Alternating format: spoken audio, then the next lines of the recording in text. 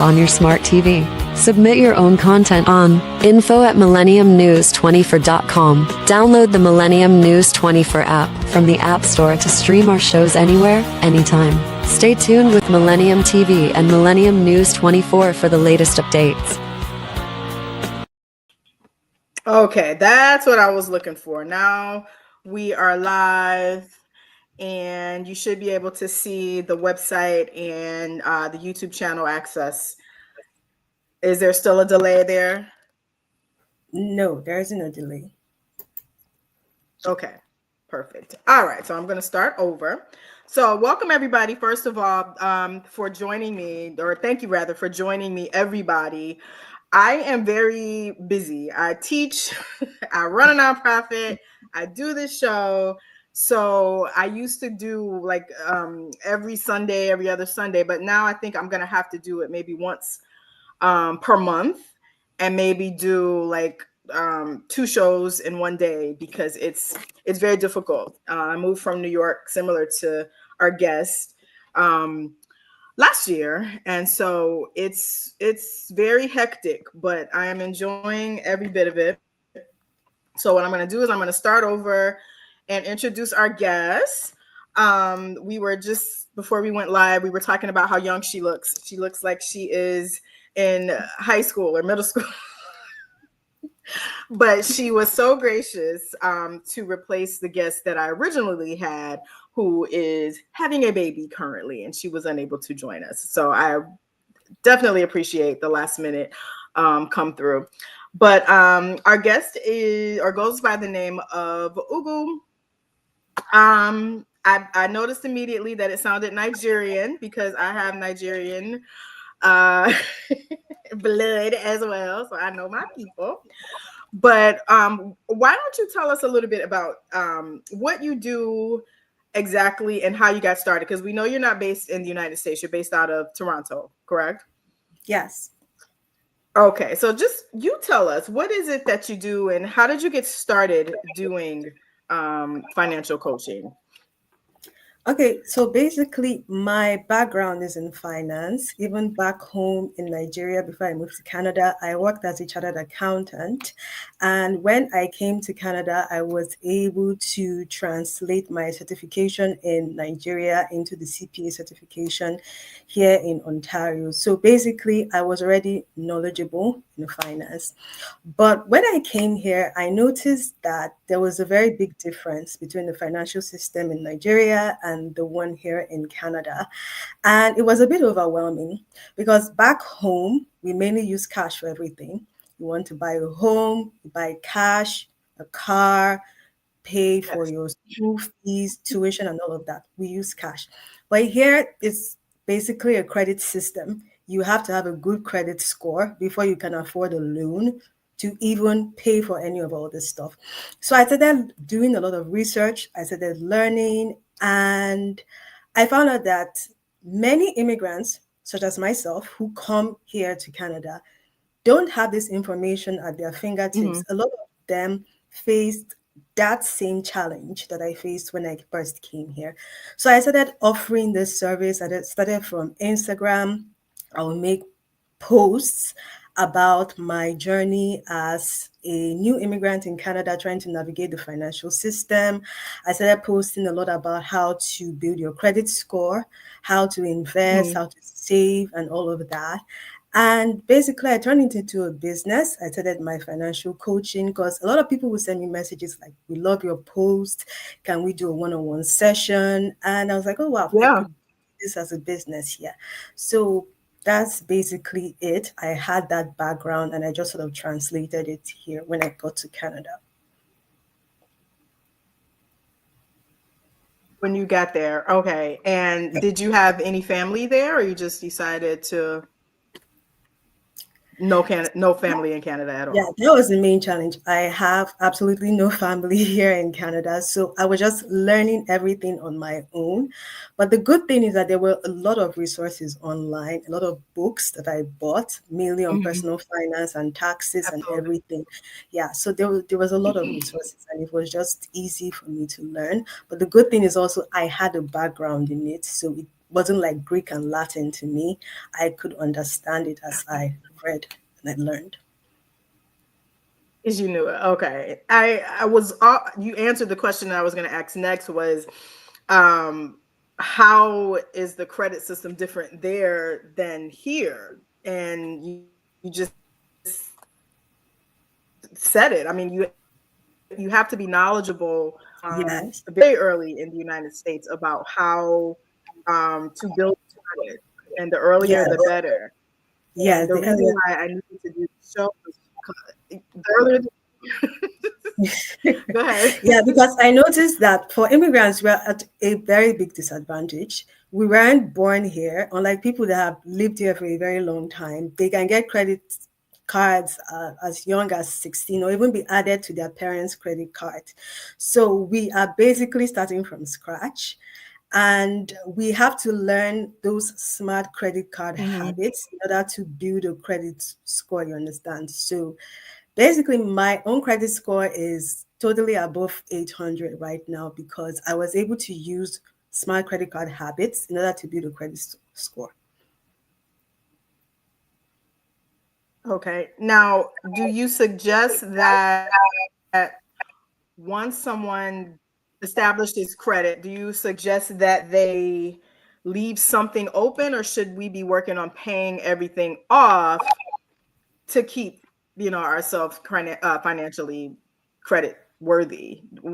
I was always kind of confused by that because I paid off the majority of my credit cards a couple of years ago. I kept one major credit card open. My cars, everything is paid off. So I needed to keep something just to maintain my credit score.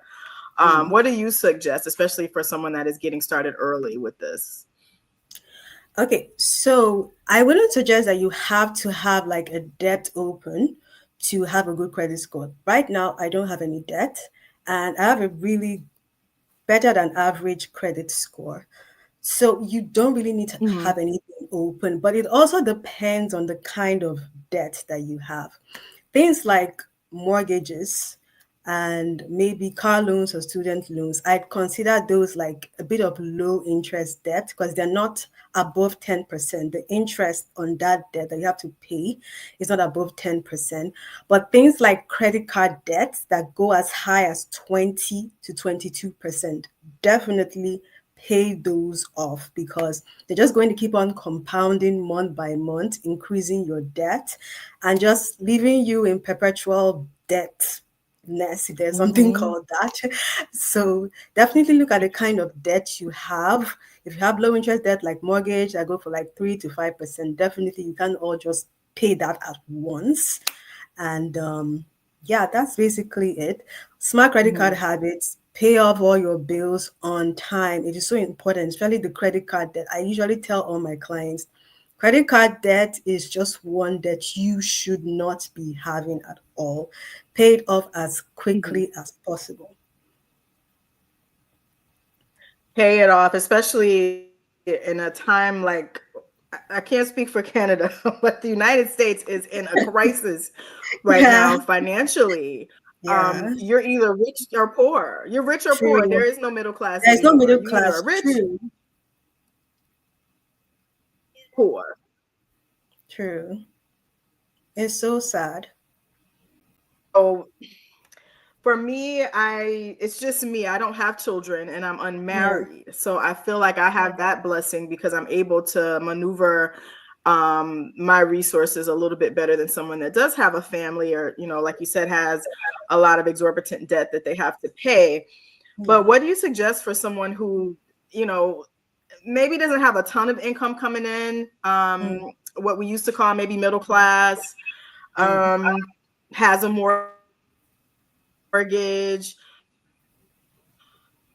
I'm going to assume most people have right now that are upper middle class. What would you suggest that they do to put themselves in good financial standing while also being able to save money? Like how does that work if you don't have a ton of money, at your access?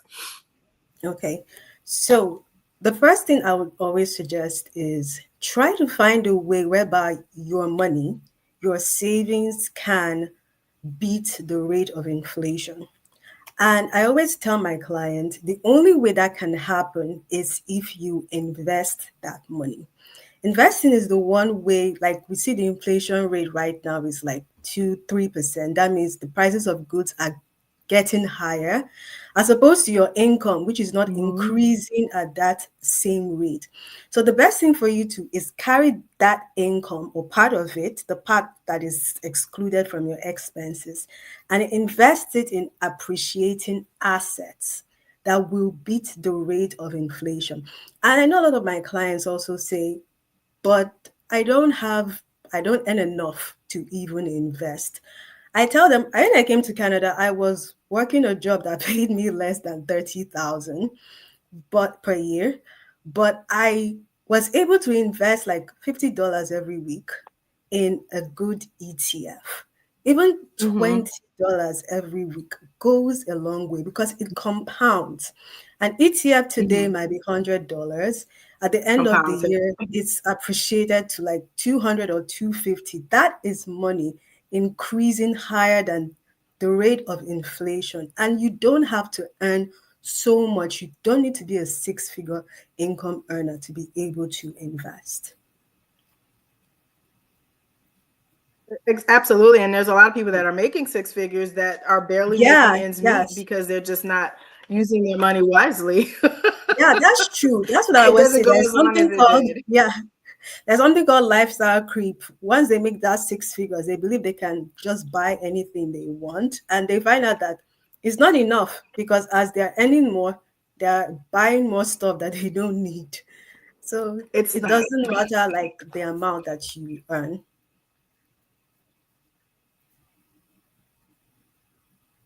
It's how you invest it Yeah. and how you How you save. save. Yes. I just want to talk to us a little bit. Talk to us a little bit about someone who, another scenario, someone who might be 40s, mid 40s, made a decent living, maybe even six figures, but just Mm, was financially irresponsible for many years. And now they're panicking because retirement is not that far away and they don't really have a lot of savings. They are, living paycheck to paycheck. How can someone like that begin to invest in their future? I know it's late, but what can they do to try to see the best return for their retirement? yeah. Okay. So one thing I always say is that it's never too late. Even if you're in your 50s or in your 60s, you can still find a way to invest. So the first thing I say is find a way to be financially literate. Because if you don't have that financial literacy, you will not have the discipline to save, to budget, and to invest your money. Buy Mhm. books, do courses, have a community that you can be accountable to, and just find any way whereby you can be financially literate.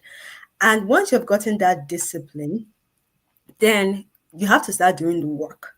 You have to find a way to save your money, to invest your money, and to budget. It's never too late at the age of 45. I've coached people who are 50, people who are basically baby boomers who, I won't say they wasted their life, but who started late. Yeah, who started late. So I Yeah, tell them, yeah. let them not be We started discouraged. late. Yeah, let them not be discouraged. It doesn't matter the age that you are, you just have to start at that point. Yeah, yeah. I think they're saying if you could turn your volume up a little bit. Okay. Let me see. I just got a message here. Okay, let me see if I can do the same. Let's see. There's a little bit of a delay. It's okay, but can you hear me Yes, I now? can hear you. Yeah, I can hear you. You can hear me. Okay, Yes. yours sounds a little bit louder. All right, so hopefully that's what he. Okay, perfect. Um, with you, what primarily would you say is your biggest client base? Are you dealing mostly with, like you said, 30 somethings or baby boomers that are trying to, do this last minute? Like what would you say is your biggest client base right now? I would say it's mainly people who are in their 20s and their 30s. Though I have dealt with some baby boomers, but my client base is mainly millennials like myself and Gen Z.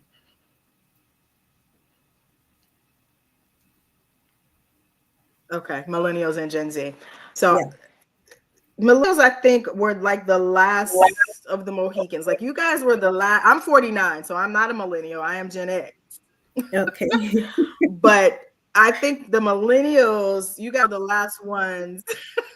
You guys are the last ones that are financially responsible for the most part, because the children that I teach and these Gen Zers, they have no clue and they don't care because they don't realize how severe it will be when you don't have any savings. So what caused that? What happened? Why do you think that they're so financially irresponsible, at least in the United States, as the Gen Zers? What do you think happened? I think it stems from number one, their schools. Schools never really saw the need and they never Mm-hmm. really see the need to teach their students about financial literacy. And it's very disheartening because they go out into the world after graduating and most of them don't even know what Yeah. taxes are. They don't know anything about the stock market. Some don't even know how to balance a checkbook.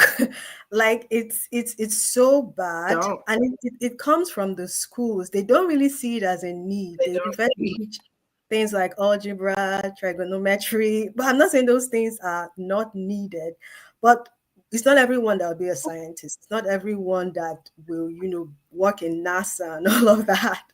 So you need to teach them real world problems, things that they will encounter in real life, because That's right. basically majority of people will work a 9 to 5. That's just it. And if you work a 9 to 5, you will pay taxes. You will need to know how to buy a home. You will need to know how to save money. So it definitely comes from the schools. And then I'll also have to say the parents as well. If you have kids, you definitely have to try and involve them in the finances of the household. A lot of influencers like myself that I talk to say that they became finance influencers because their fathers taught them everything about taxes. Their parents made them interested in money. A lot of them saw their Yeah. parents buy stocks for them even when they were teens. So it made them so financially conscious. And when they became adults, it was Mhm. so easy for them. They didn't have to run around and start looking for this kind of information. They already learned it when they were young. So it's mainly the responsibility of parents and even the schools to ensure that these kids know about personal finance Mhm. before they go out into the real world. Absolutely. And you mentioned knowing or having your children involved in, monthly, daily bills, weekly bills, or whatever. Do you think that in this economy that it is necessary for everyone to strive to own a home and have a mortgage, or do you think that renting affords people a different type of freedom if they're unable to really afford a mortgage right now? How do you feel about that? I think it basically depends on your goals. Some people want houses because maybe they have a large family. You have 4 kids, you have a wife, and you feel like, okay, we need a larger space. We need the kids to be able to play in the yard. We need to be able to redecorate and all of that. Yes, I understand that's why people get mortgages. But you Mhm. also have to be extremely careful because I've also seen people that they have a big house, it's appreciating in value, but they are house poor, meaning they have absolutely no savings. All their income goes into making Yeah. those mortgage payments. In fact, all their savings went into buying the house in the first place. A lot of people think that, Um, oh, I just have to pay the down payment, that's all. But no, to buy a house, there are extra costs. Down payment, closing costs. Sometimes you have to do some repairs in the house. Lawyer fees may be involved. The 50,000 down payment that you thought may increase to 100,000 before you know it, and leaves you dead, putting in all your savings into a house. Everyone has to do an evaluation.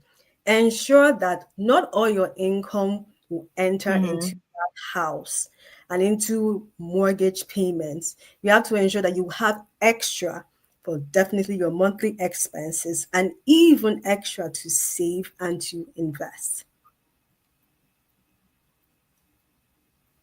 That's right.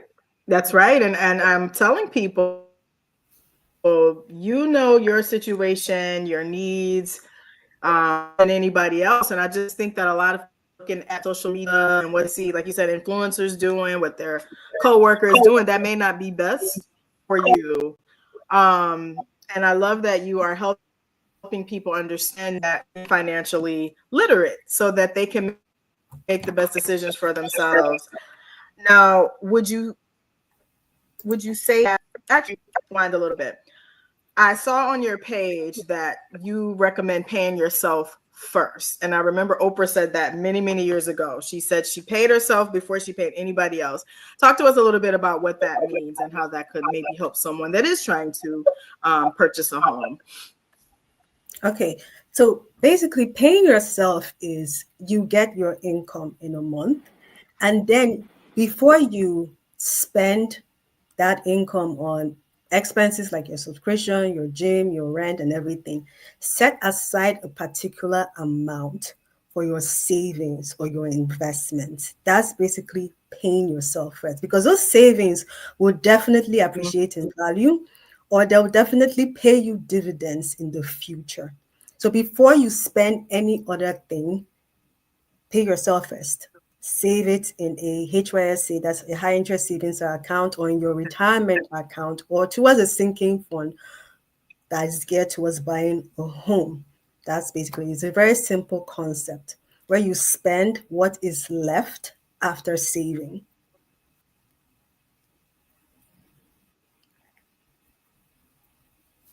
Mm-hmm.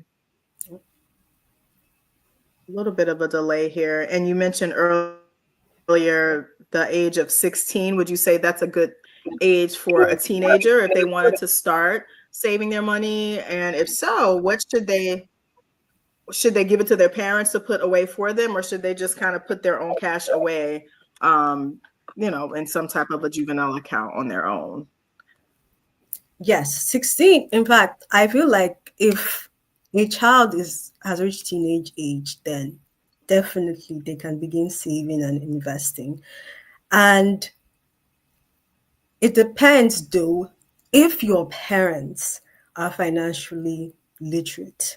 Because there are some parents that, apologies to parents out there, they are not financially literate. Some parents are just very wasteful and will not keep your money or use it for anything wisely. Okay, so if you as a teenager, you have seen that you want to invest in the stock market, you want to learn everything about finances and all of that, and you have a parent who is just like you, definitely trust your money with your parents. Tell them what you want. Say, this is my goal. I've seen or I've heard Yeah. about this stock. I've heard about this ETF. I think is going to do well in the future. The teenager, they have done their research, they've read a lot of books. Go to your parent and say, can you invest this for me? And we have accounts like that, even here in Canada, that I Mhm. get, kids. We have the RESP. I don't really know the one they have in the US. The RESP is that you can open that account and save for your kids' college fund, and you invest the money in different assets Yes, that they could have. be future. Yeah. So that's it. If a teenager, even earlier than 16, you can even begin to save and invest. If you have a trustworthy parent, you can give them your money and tell them exactly what you want to use it for. Mhm. That's the problem. Like you said, a lot of the parents are not financially literate. Yes. So they're getting every penny to pay a bill, and it's literally living paycheck to paycheck. Yes. There's not a lot for savings, especially now. I can give you an example. I don't have a lavish lifestyle. I try to save as much as I can, but just going to the grocery store, when I go to the grocery store, just on a regular week, I'm spending at least $150. Not one of those. And I'm wondering how or what advice can you give someone that does not have that much money to spend every week on groceries, or that has a child? What are some good, like, short-term goals that you could recommend for somebody? Because we can't tell them not to buy food, obviously. So Yeah. what do you think that they should do in order to make themselves more economically viable? So I know a lot of people may be like, this isn't good advice, but I will always say, try your best to see how you can increase your income. When I came to Canada and before I gained my CPA, I was working like a minimum wage job, just trying to find a way to survive. But I knew that I couldn't live on that income forever. And I had to find a way definitely to increase my income. And the first thing I did was definitely to take the CPA, which is like a gateway to a higher salary job. And you don't even need to go back to school or any of that. You can pick up additional shifts, pick up overtime, and just find a way to increase your income. The truth is that Mm-hmm. the world is not good to low income people. And I'll just have to say it's unfair to lower It's not. income. It's very unfair. And you just have to try, especially for people like us who are POCs, we have to find a way to increase our income and just to be better, you understand? Because the kind of grace given to others isn't really extended to us, you Mhm. understand? So that's why I always say It's education. not. It's Yeah, not at all. it's it's not. So education is the key. Try to find a way to get better educated, to get a higher job, a higher income paying job, and just try to find a way to Mhm. save and invest the additional income you make. Yeah, and like you said, if you can't do that, if getting a higher paying job is not an option, then unfortunately you have to work an extra job or take an extra shift to save, because you absolutely cannot have every single penny going to a bill. Yes. And I think people are unfortunately just now realizing that. And many are middle aged. Many Yeah. are wondering, or wishing rather, that they had made more responsible decisions when they were younger, with Mm. the interest that would have accrued, and just the amount in general they would have saved.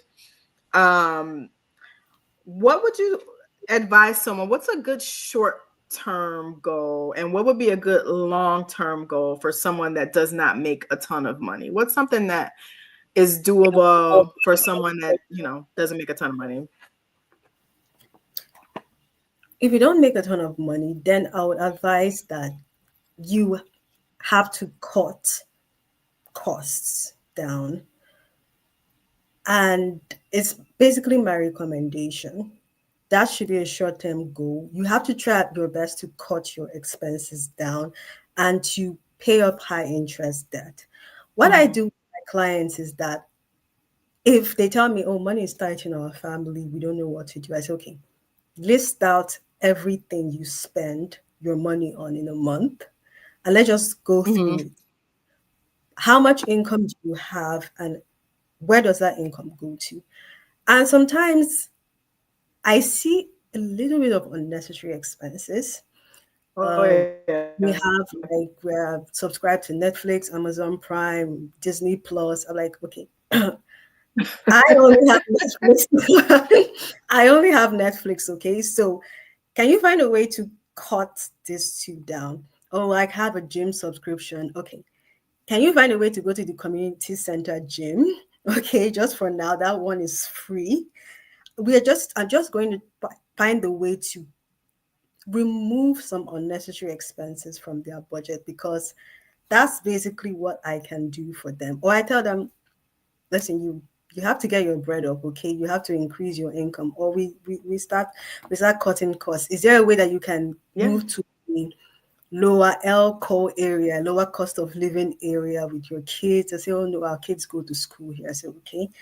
Um, we just have to find a way. I tell them, can you get a basement apartment that is cheaper for your kids? And mostly all of that. I just try to find a way to cut expenses for them that will not really be like they're losing something. I try to bring in alternatives that will still benefit them in some way. Okay. I know, like you said, people of color, POCs, for those that did not know what that meant.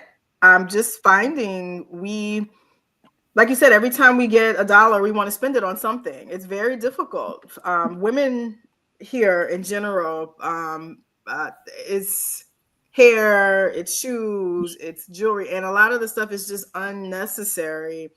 I even have a girlfriend of mine in Michigan. That's where I'm originally from. She introduced me to thrifting. Okay, I yeah, never would have thought to thrift, and I'm still not a fan of it, just for germs, but certain things, you might see a purse or you might see yeah, something in yeah, there that you can sanitize. yeah. Thrifting She is really introduced me good. to that. But what would you say? Oh, you guys do that too there. Yeah, yeah. I do a lot of thrifting. Like most I of have a little my bit of a delay. You guys,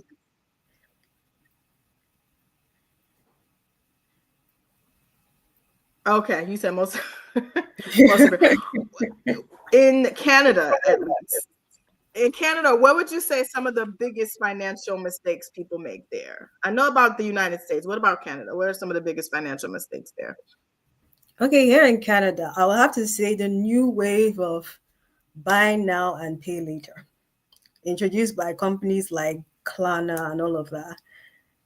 I tell people, listen, Oh gosh. you cannot you cannot order something on Amazon and then click the buy now, pay later. You are just adding to your debt. Okay, so if you can't afford it, then please just, and it's not something that is so needed.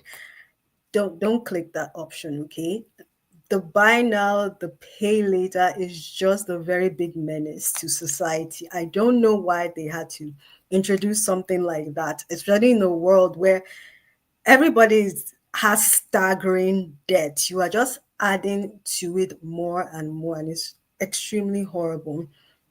One other mistake I notice here is that many people, they get income increase and then they just decide, oh, I should get a new car. I need a bigger apartment and all of that. I'll use myself as an example. After I got my CPA certification, I got a better job. Funnily enough, I did not move out of my apartment. I Mhm. have roommates. I wanted to still maintain the same kind of rent. And it's worse because we live in Toronto. Uh-huh. I don't know if you know about Toronto rent prices. They are crazy. Uh-huh. And I mean that in the worst way possible. They are crazy. So Yeah. in order to survive, even if you earn six figures, I tell people, don't just go and move into a condo and pay $2,000 or $3,000 per month. Maintain the same kind of expenses you Mhm. have prior to your income increasing. That way you tend to save more. Yes, it's uncomfortable. Not everybody likes living with roommates, but save money for a while, even if it's just for a year. Then you can move out. Not when you get the big job with the big salary. Yes, at that time to move out. You start buying a new car and then paying for luxury items and all of that. So those are the main Mhm. mistakes I noticed. Those are the main mistakes. And I heard that people here, I didn't even know you could do this, but I heard that people here are using Klarna to pay for food, like to pay for Yeah, dinners Uber and Eats. groceries. I've It's so crazy. Adding to their debt, I really don't even know why that became an option in the first place. It's horrible. And they add extra, like you said. A lot of times you're paying, hundreds of dollars more than what you would have paid True, if you had just saved for it. true. It's horrible, but I think that goes back to the trying to keep up with everybody else. You don't Yeah, want to feel left out. yeah, yeah. Because some people, like with social You media, you see all these influencers and they're driving the flashy cars and they travel to different countries, but you don't know how they made the money. mm-hmm. You don't know that most of the time they use debt to pay for some of those things. And you think, oh, I want to do the same. And you use the small income and the small savings you have to do the same thing. And it's just so bad. I tell people, don't copy what you see on social media. It's really not real life. Okay. It's not real life at It's all. not. It's not real life. And I hear people going back and forth with, well, you only live once. I can't spend my whole life saving money, or, I have YOLO. to have some fun. Yeah, I get it. What I would even you advise when that person? Yeah, even when I coach people, they're like, "Oh, the budget is too restrictive." I tell them that I'm not saying that you shouldn't have fun, go out with your friends, travel, but Mhm. this is what I do.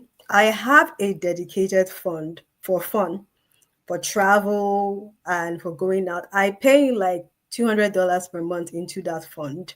And I know this is basically for my traveling. This is basically for going out, having a nice time with my friends and all of that. So that you won't always dip into your income every month to fund your travel. That's what I tell them. It's not like I'm saying that you shouldn't have fun. It's not like I'm saying that you shouldn't travel or go and visit a lot of wonderful places. But if you have a goal, number one, pay off high interest debt, then you may have to sacrifice some things. If you have a goal to buy a home or Mhm. to fund your children's college, you may have to sacrifice some things. The two time travel every year maybe reduce to one. The going out with your friends every Friday night, you may have to do it like once a month. It's all about discipline and sacrifice. Discipline and sacrifice, which a lot of people just do not have, Yeah, or especially here. Again, I can't speak for there, but a lot are dealing with just mental health issues, depression, and they're using shopping and online resources that cost to try to make themselves feel happy. yeah, I did see on your site that you said you have to invest in your happiness. So yeah, what are some ways that people can do that don't necessarily cost money? yeah. So many ways. I find out that number one for me, exercise. Exercise makes me really happy. And it doesn't have to be like going to the gym and pulling all the weights. Doing a 10,000 Mhm. step throughout the park, being in nature, hiking is the best for me. Is the best way just to improve my mental health. There are so many art galleries and museums. That's for people who love art like me, free of charge. You don't need to pay. You just enter in and just these are free ways whereby you can make yourself happy. And just being around friends and family. I know when I came to Canada, it was really difficult for me. I didn't have family here, I didn't have friends, but joining some organizations here, some volunteer organizations, and just helping other people out made me really, really happy with myself. And these are just little ways that you can do it. You don't always need to go out every night or be in a club or stuff like that. You can do other cheap, no cost activities that can, help you with your mental health. Absolutely. Absolutely. And like you said, just things that don't cost money that give you a sense of happiness, Hmm. gratitude. I definitely feel better when I'm working out. Yeah, All of those toxins are coming out, as you sweat, and just being in nature. tends to make people feel a lot better. So I would Yeah. advise anyone to try that, especially if you are in an area that is wooded or has a lot of, trails, things like that. You don't have to be in Toronto Yeah. to experience what she's talking about. We have a little bit of a delay, so I do apologize for that. But I wanted to say, you said you started out having your site be more of like a financial diary, and then you decided to turn it into a wellness resource. What made you decide to do that, or what happened that made you decide to do that? Yeah. So when I first came to Canada, it was mainly about documenting everything I was learning along the way about, the new financial system that I was encountering. And I was just receiving a lot of messages because at first I thought, oh, nobody is, benefiting from what I'm posting.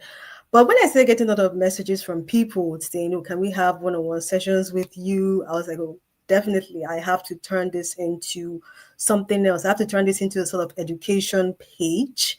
You understand? So just receiving requests from many of my followers saying they're learning a lot. Oh, I didn't know this before. I know it now. Some thanking me and saying that I've helped them, pay off debt and all of that. It just made me decide, okay, this page is growing into something more, and I need to flip it. You understand? So yeah. Absolutely. Absolutely. And are you able to coach people that are in the United States, or do you just primarily focus on Canada? No, also I've gotten requests from people in the US, in the UK, and even in Australia. So it's not just primarily Canada because, yes, US and Canada and other countries, they may differ in terms of tax system. But I feel like the financial system is the same in the US and in Canada. Still credit score, investing. A lot of people here in Canada invest in the US stock market. And buying real estate may be a little different in the US, but it's basically the same kind of concepts. So yeah. It's the same concept. Yeah. And that term, financial literacy, it literally is like not being able to read or not being able to write. You don't know what you are up against because you don't understand it. Yes. And I wanted to know if you could give some resources or books, pages, or something other than yours, where someone could start to learn what that means to be financially literate. Okay. So the very first book that I read when I came here, and I'd recommend it to anyone that is starting, is The Psychology of Money. I think I also put it on my page by Morgan Housewell. It is, and the wonderful thing about it is that it is so easy to follow. It doesn't have those big words that you sometimes see in personal finance books. It is so easy to follow. It breaks down everything about how to build wealth, and it also cautions you in some ways. So I always tell my clients, if you want to start with reading books, definitely start with that book, The Psychology of Money. Then, if you want to go further, there are definitely other books. There is The Richest Man in Babylon. There are books like that'll teach you to invest. Here in Canada, there is one that's for dummies. I had to buy that one. It's The Canadian Guide to Stock Investing. That one is such a good book. I think they have the US version. There are others like if you want to learn how to build good financial habits as Atomic Habits. There's one that is for teenagers. I also tell parents if you want your teens to learn this, it's called 17 to Millionaire.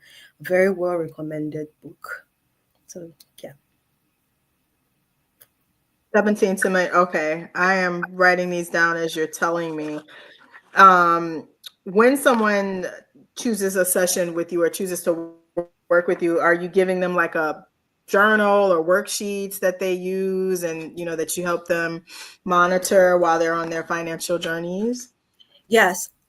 I always like after every session, I always detail down what we talked about and my recommendations for them moving forward. And one other thing I also deliver is I make a custom made budget for all of my clients.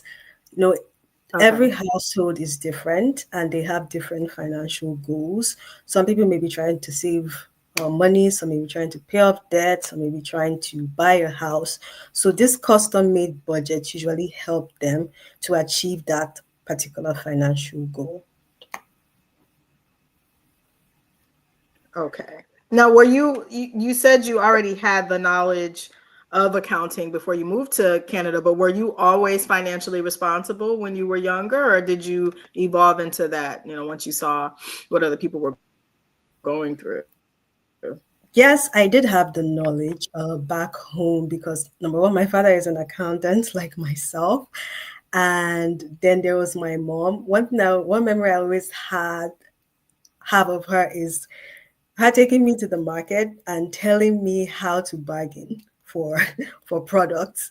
She was the one person that taught me how to do that. And even when I was back home, I was Yeah. also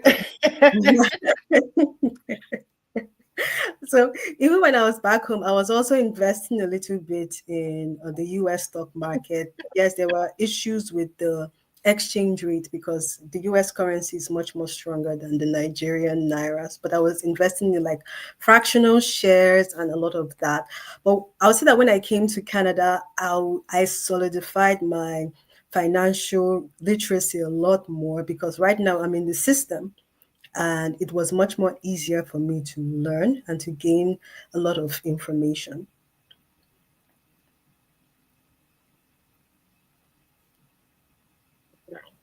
Okay, that is very true. It's, I my dad lives there still. He's from there, lives there, Hmm. and it's so easy for me. I can pay his rent up for an entire year. He's older, obviously. I can pay his rent up for a whole year with something that I can't pay 1 month's worth of rent here. Yeah, So it's like so easy. And I yeah, think we take that for granted in the United States, how much our mhm, dollar, is worth compared to some other countries.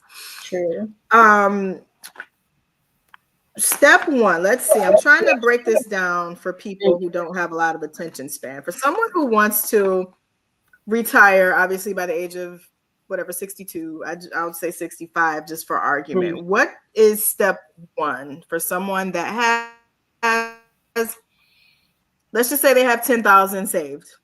What mm. can they do with that 10,000 to plan for their retirement Okay. or to add to that 10,000? Okay, so for adults, I always tell them you should have a retirement account. I think in the US is either your 401k, your Roth IRA. And here in Canada, we have the RRSP. So the wonderful thing about this Yes. retirement account is that if you are employed in a 9 to 5, sometimes your employer will do what we call a match, whereby if you Mhm. contribute to the account, they match a particular Yeah. percentage. And the bad thing about it is that a lot of people don't even know about that match. They don't even know that they can opt in for it. So they're just basically leaving free money on the table. So the retirement account are so important because they also give you tax benefits. If you were to pay $5,000 in taxes the next year, it can be reduced to 3,000 as long as you have been contributing and even maxing out those retirement accounts. And I also say, don't just leave money in these accounts. There's a reason why they call them tax advantaged accounts. It means that if the money in there is invested in an ETF, in a stock, in a GIC, in bonds, in mutual funds, the government doesn't tax it. Normally, if your investment appreciates, the government will collect a capital gains tax. But Mhm. in that account, it is basically tax free. So you can use it to save towards retirement. Okay. And for you, what would you say if you had to just think back on everyone that you have worked with? What would you say your greatest success story has been in terms of someone that started with you and met their goal? What would you say their biggest success story or your biggest success story is? Without putting Mm, too much of their business out there, but Okay, so I'll say it was a student that I worked with earlier this year who came into Canada, but very quickly accumulated a lot of debt. He was an undergraduate student in the university, accumulated a lot of debt. So the person was in over their head. They didn't know how to pay it off, they didn't have a clue, didn't have a strategy, didn't even know where to begin.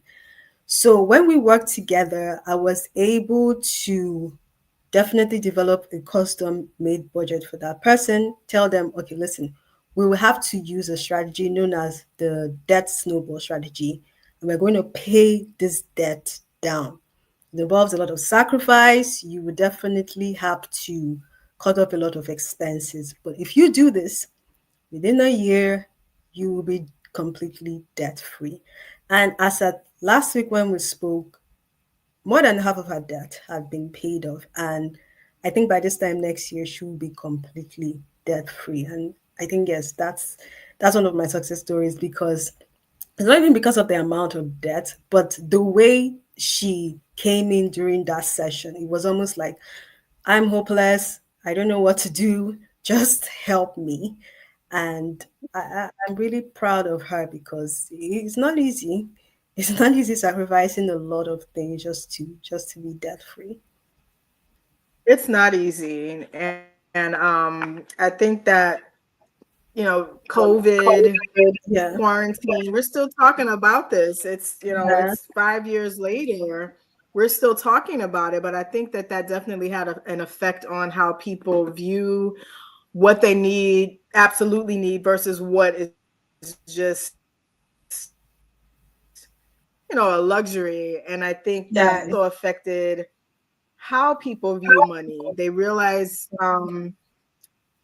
a lot of things that we do is just not necessary. It's just not Yeah. necessary. So I do feel that if they have coaching from someone like you, I do Mm, think that this is the time for people to realize, okay, I don't have to have this be the end of my financial future because I've been immature in the past. mm, Um, Teenagers, I'm finding that they don't read a lot. They don't. They get all of their advice from social media, the internet. They just don't want to read anymore. mm, Are there any websites that you could recommend for kids that just refuse to pick up a book? mm. For teenagers, I feel like social media should even be an asset for them because there's just so much information. I don't know any specific website that is geared towards teens, but I know there are a lot of resources on YouTube about breaking down the concept of money for kids and for teens. Mhm. I don't really know any specific website geared towards teenagers right now. I could search for it, but it takes some time. But I don't really know. But I feel like social media should Even be, yours. yeah, yeah. Mine is my Instagram page is yeah. The way I do my posts, it's more eye catching and all of that. It's not preachy. That's why a lot of people like it. But I feel like there's a lot of YouTube pages, a lot of YouTube channels that really break down the financial concepts. And hopefully next year, that's something I want to start. I want to start my own YouTube channel where I just break it down for a lot of people. I don't really know any specific website geared towards teens, but I would still say it falls on the parents. They have to do a really good job because if the way generational wealth is passed down, it's definitely from parent to child. You understand? And if you don't start doing that job right now, you're leaving your children to go out into the world and fend for themselves and be tossed and turned by every information that they get out there. It really lies on the parents to do that work and to pass down that information to their kids, you understand? And definitely, if you don't have parents that are like that, the teens can also do the work for themselves. If possible, I can have a session get towards teens alone, where I just try to break down those concepts in a way that they will understand. I'm trying my best here in Canada. I want to join a mentorship program just towards kids, you understand, just to help them. And, a lot of kids, if they see someone that looks like them, that have the same color and everything, they get encouraged. And it's what also happened to me. I always tell this story sometimes to people that why I entered into finance was at the age of 15, I heard a story about a woman. I don't know if you know her, she's Nigerian, Ngozi Okonjo Iweala, who she's now the head of Hmm. the I think it's the what do they call it? The trade organization. And I heard of that story. She was responsible for clearing Nigeria's debt in the early 2000s. She went to the London and the Paris clubs and she negotiated with them and she cleared Nigeria's debt. She's now the head of a trade organization, a foreign organization right now. And she inspired me to enter into finance. It was because of her that everything about finance, all the information that I have. So I say, we as parents or as mentors, we have to be role models to children, especially Black children coming up.